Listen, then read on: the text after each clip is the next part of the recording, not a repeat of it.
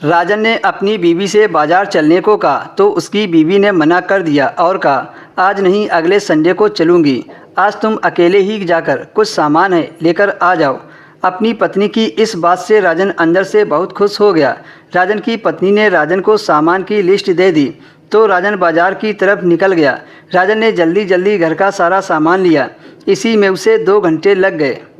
रास्ते में वह सोचता रहा कि रानी का फ़ोन नहीं आया। रानी राजन की पड़ोसन थी, जो कि राजन रोज़ शाम को उसे इंग्लिश पढ़ाने के लिए उसके घर जाता था। पढ़ाते पढ़ाते राजन का दिल पड़ोसन रानी पर आ गया था। इसी वजह से राजन ने अपना फ़ोन नंबर रानी को दे दिया था और उसकी कमर पर चोट भी लग गई थी।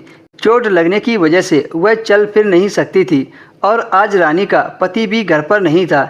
इसलिए रानी ने राजन से बाहर से खाने पीने का सामान मंगवाया था। घर आते ही राजन ने अपनी पत्नी से कहा, ये लो अपना सारा सामान, मैं कुछ ज़रूरी काम भूल आया हूँ, अभी निपटा कर आता हूँ। ऐसा बोलकर राजन घर से निकल गया। दोस्तों, अगर आपने अभी तक वीडियो को लाइक नहीं किया है तो वीडियो को लाइक कर दीजिए और हमारे चैनल को भी सब्सक्राइब कर लीजिए। मार्केट पहुंचकर सबसे पहले उसने खाना पैक करवाया। इतने में ही अनजान नंबर से फ़ोन आ गया।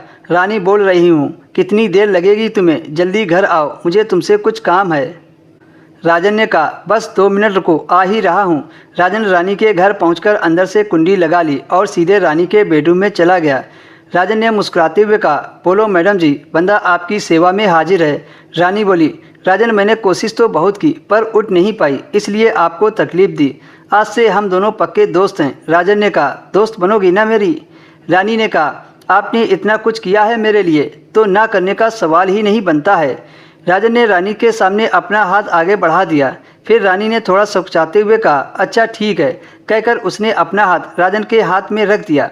रानी का नरम हाथ पाकर राजन को अंदर से कुछ अजीब सा महसूस हुआ। राजन ने रानी का हाथ थोड़ा सा दबा दिया। रानी ने मुस्कुराकर कहा, इतनी जोर से मत पकड़ो, कहीं भागी नहीं जा रही हूँ। राजन ने कहा, बड़ी मुश्किल से हाथ आई हो, अब मैं तुम्हें नहीं छोड़ूंगा। रानी ने कहा, पता है मुझे, मैं कई महीनों से देख रही हूँ कि तुम छत पर रोज़ मुझे देखते हो। राजन ने शर्माते हुए कहा, अच्छा तो तुम्हें सब पता है, फिर भी इतना टाइम लगा दिया दोस्ती में।